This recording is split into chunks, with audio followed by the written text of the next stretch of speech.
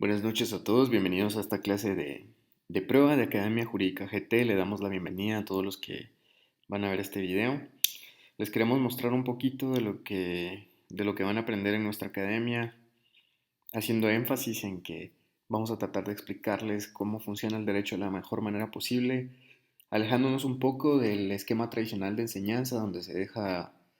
pues leer los artículos de la ley o los presupuestos de la ley y memorizarlos porque creemos que una de las formas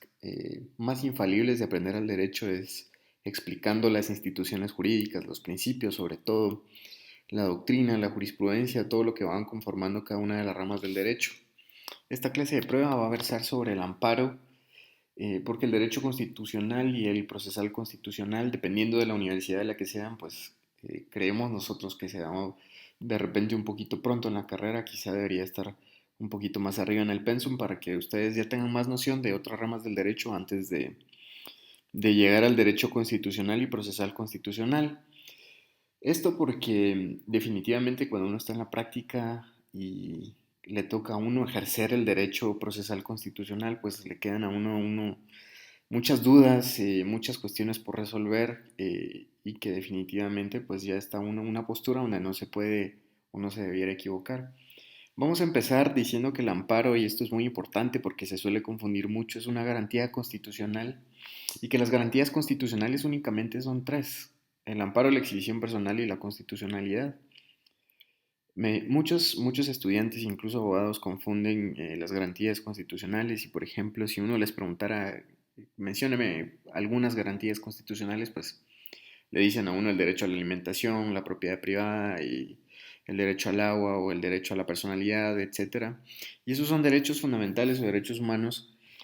que al final de cuentas, si se ven violados, son las garantías constitucionales las que pretenden la restitución de la violación de esos derechos. Ustedes están observando en la pantalla la regulación constitucional del amparo y algunas anotaciones jurisprudenciales. Y vamos a leer rápido lo que dice la Constitución, de qué es el amparo, para qué sirve, porque la clase de hoy es, vamos a platicar cuándo plantear el amparo, por qué se plantearía un amparo, y qué no debemos hacer cuando planteamos los amparos.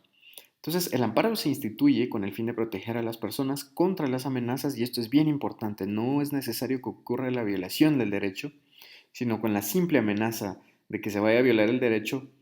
nosotros podemos plantear un amparo o para restaurar el imperio de los mismos cuando la violación ya ocurrió. No hay ámbito que no sea susceptible de amparo, y este se plantea contra actos, resoluciones, disposiciones o leyes de autoridad que lleven implícitos amenaza, restricción o violación a los derechos que la Constitución y las leyes garantizan. Esto es bien importante, esta última parte ya voy a explicar en un rato por qué.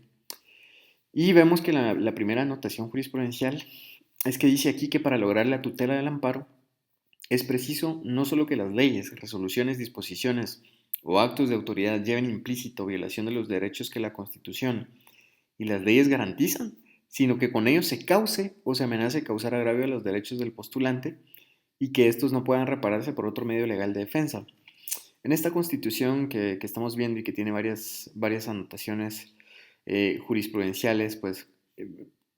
si ustedes siguen el curso las vamos a ir analizando. Para nosotros es muy importante basarnos en la jurisprudencia, porque al final de cuentas, como ustedes sabrán, es lo que le da la seguridad jurídica al sistema.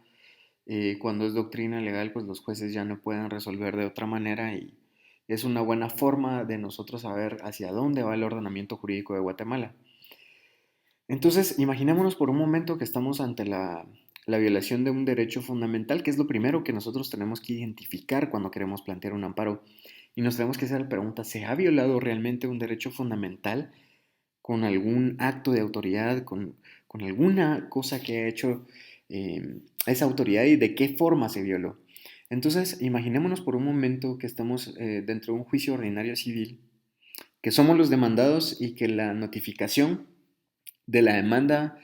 estuvo mal hecha porque se la notificaron a una persona que no éramos nosotros. Es decir, que en la cédula de notificación iba consignado un nombre que no era el nuestro, no hablando de homónimo, sino un nombre completamente diferente. Y resulta que pasa el periodo del emplazamiento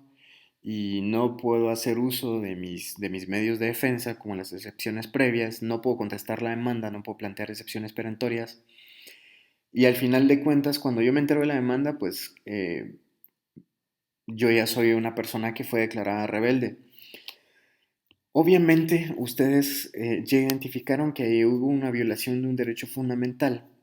que está contenido, obviamente, en la Constitución, y eso es algo en lo que nos vamos a detener un poquito de tiempo. Y entonces nosotros venimos y empezamos a buscar, es lo primero que tenemos que hacer, empezamos a buscar en la Constitución cuál es ese derecho fundamental que pudo haber sido violado con ese acto de autoridad, es decir, el acto que a mí me causa agravio es la omisión de notificarme tal y como la ley manda. Entonces, esa omisión de notificación, como ustedes ya adivinaron, pues viola mi derecho de defensa, porque aquí dice que nadie puede ser condenado ni privado de sus derechos sin haber sido citado, oído y vencido en proceso legal ante juez, tribunal competente y preestablecido.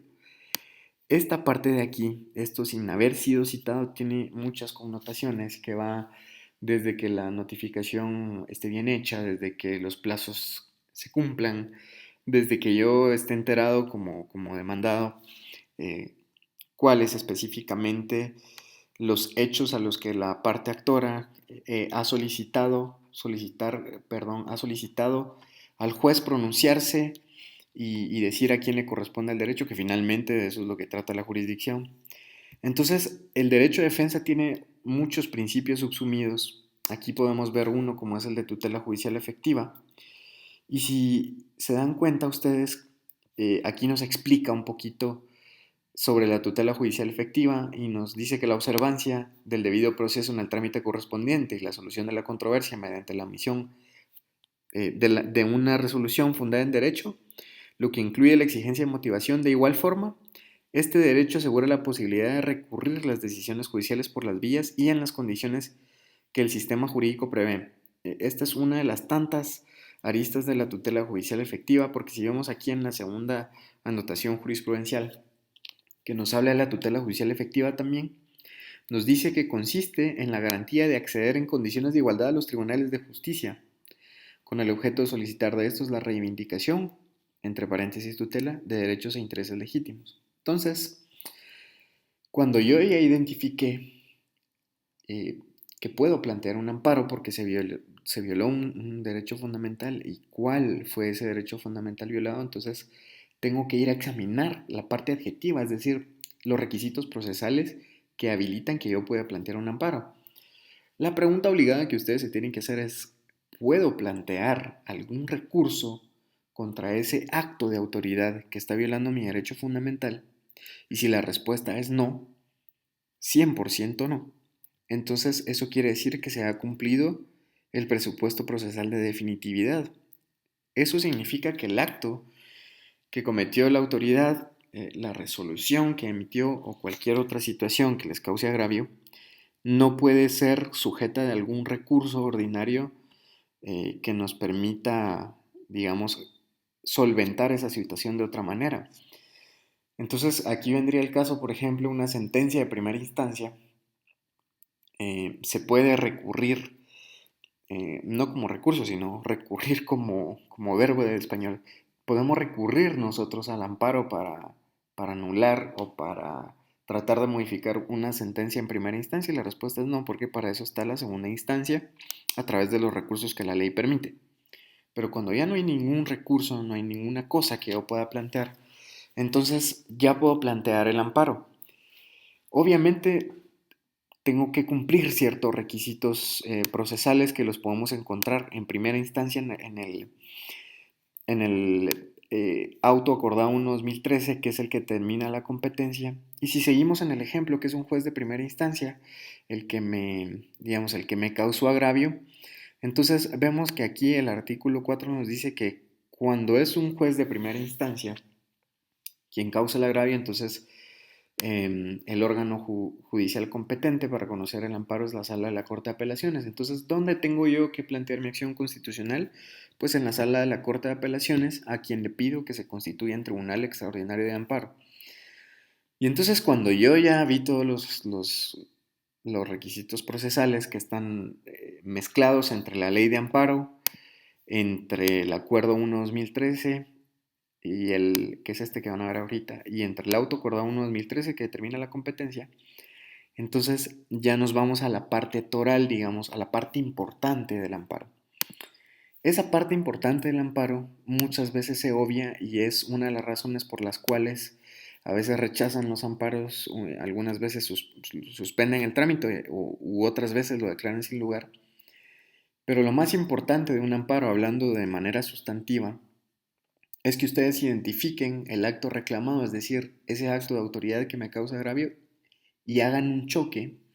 es decir, y digan, este acto de autoridad específicamente me violó mi derecho de defensa y todos los principios subsumidos en él, y entonces ustedes empiezan a explicar por qué ese acto reclamado violó estos derechos de alguna manera y más, digamos, gráfica que literal, es hacer un choque, imagínense un choque de puños entre ese acto reclamado y la Constitución. Y si definitivamente ese acto reclamado riñe con los derechos que nos establece la Constitución, entonces el Tribunal de Amparo lo que va a ordenar es que ese acto quede en suspenso. Y si seguimos con el ejemplo, entonces le va a decir al juez de primera instancia, señor juez de primera instancia, usted no hizo bien la notificación y eso provocó una violación del derecho de defensa del demandado. Entonces vamos a dejar en suspenso los actos posteriores a los que usted tuvo que haber realizado la notificación y vamos a retrotraer el proceso de esa etapa y usted lo que tiene que hacer es notificarle bien a esa persona para que esa persona se pueda defender. Digamos, y esta es una pequeña introducción a lo que sería el amparo, a lo que sería el derecho constitucional y procesal constitucional. Entonces, les realizamos la cordial invitación para que ustedes puedan seguirnos, vean nuestras cápsulas, vean nuestros esquemagnéticos, los adquieran y si están interesados en algún curso, pues ya saben a dónde contactarnos, que pasen una feliz noche y esperamos que esta breve explicación pues les haga servido para aclarar un poquito el panorama del amparo y saber cómo nosotros nos expresamos, cómo vamos a dar las clases